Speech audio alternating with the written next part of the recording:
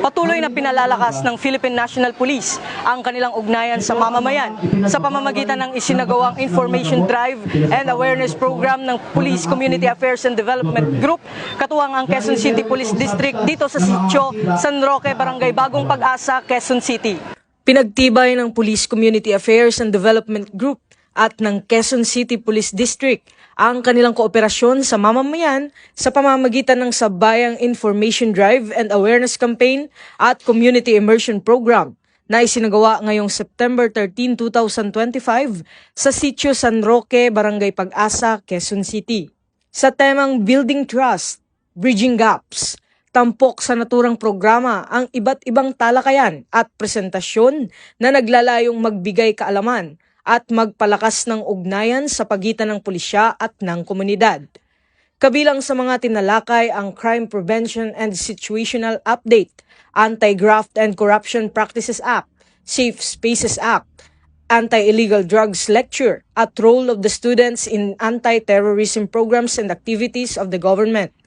Tinalakay rin ang mga isyu hinggil sa fake news at ipinakita ang audiovisual presentations tungkol sa Unified Dial 911 at iba pang advokasya ng PNP. Kasabay ng aktibidad na ito ay nagbigay suporta rin ang Quezon City Police District sa pamamagitan ng pagsasagawa ng feeding program, pagbibigay ng lecture at paghahandog ng libreng gupit para sa mga kabataan. Sa kanyang mensahe, binigyang diin ni Police Lieutenant Colonel Luis Gisik, Chief ng Community Assistance and Development Division, na patuloy na magsasagawa ang kapulisan ng mga programang makakatulong sa pag-angat ng kabuhayan, kaalaman at seguridad ng mga mamamayan.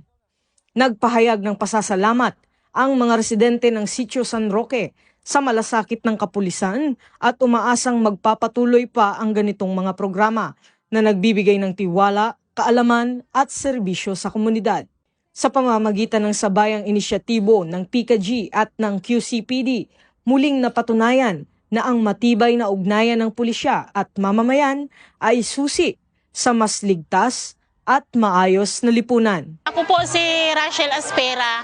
Nagpapasalamat po ako ngayon sa ating mga kapulisan lahat, lalong-lalo na po sa lecture nyo ngayon na marami kaming natutunan about sa droga po. Maraming po salamat sa mga kapulisan po natin at lalong-lalo na po sa mga pulis ng krami na nagtyaga po pumunta po sa amin sa lugar na ito.